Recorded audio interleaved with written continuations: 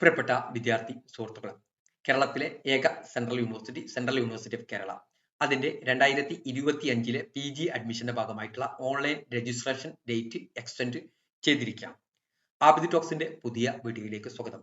ഇന്ത്യയിലെ സെൻട്രൽ യൂണിവേഴ്സിറ്റികളിൽ PG കോഴ്സുകൾക്ക് അഡ്മിഷൻ ലഭിക്കണമെങ്കിൽ CUET PG പരീക്ഷ എഴുതണം. 2025 CUET പരീക്ഷ കഴിഞ്ഞ മാർച്ചിൽ അവസാനിച്ചു. അതിനുശേഷം CUET പരീക്ഷയുടെ result, score card NTA publish ചെയ്തു.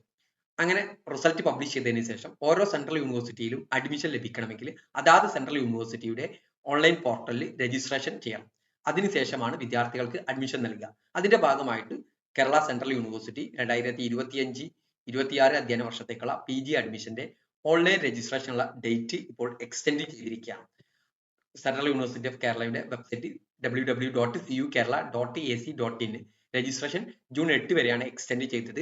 ജൂൺ 10 റാങ്ക് ലിസ്റ്റ് പബ്ലിഷ് ചെയ്യും. അങ്ങനെ റാങ്ക് ലിസ്റ്റ് പബ്ലിഷ് ചെയ്ത വിദ്യാർത്ഥികൾക്ക് അതേ സമയം തന്നെ ഇമെയിലിൽ സെയിം ഡേയിൽ തന്നെ നോട്ടിഫിക്കേഷൻ ലഭ്യമാകും. അങ്ങനെ അത് രജിസ്റ്റർ ചെയ്ത എല്ലാ വിദ്യാർത്ഥികൾക്കും ലഭ്യമാകുന്നതാണ്.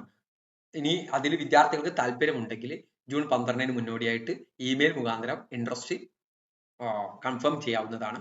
അതുപോലെ തന്നെ ഫസ്റ്റ് ഫേസ് ഓഫ് അഡ്മിഷൻ, ഇതിന്റെ ഫസ്റ്റ് ഫേസ് അഡ്മിഷൻ ജൂൺ 16 മുതൽ 18 വരെയാണ്. അതിന്റെ ഡീറ്റെയിൽസ് ഒക്കെ വെബ്സൈറ്റിൽ പബ്ലിഷ് ചെയ്യുന്നതായിരിക്കും. ക്ലാസ് ജൂലൈ 2 ആരംഭിക്കും. സെൻട്രൽ യൂണിവേഴ്സിറ്റി ഓഫ് കേരളയിൽ 26 PG കോഴ്സുകളാണ് ഉള്ളത്. അപ്പോൾ അതിന്റെ അടിസ്ഥാനത്തിൽ central university of Kerala admission പ്രതീക്ഷിക്കുന്ന പ്രിയപ്പെട്ട വിദ്യാർത്ഥി സുഹൃത്തുക്കൾ ഓൺലൈൻ രജിസ്ട്രേഷൻ കംപ്ലീറ്റ് ചെയ്യുക. Okay, thank you.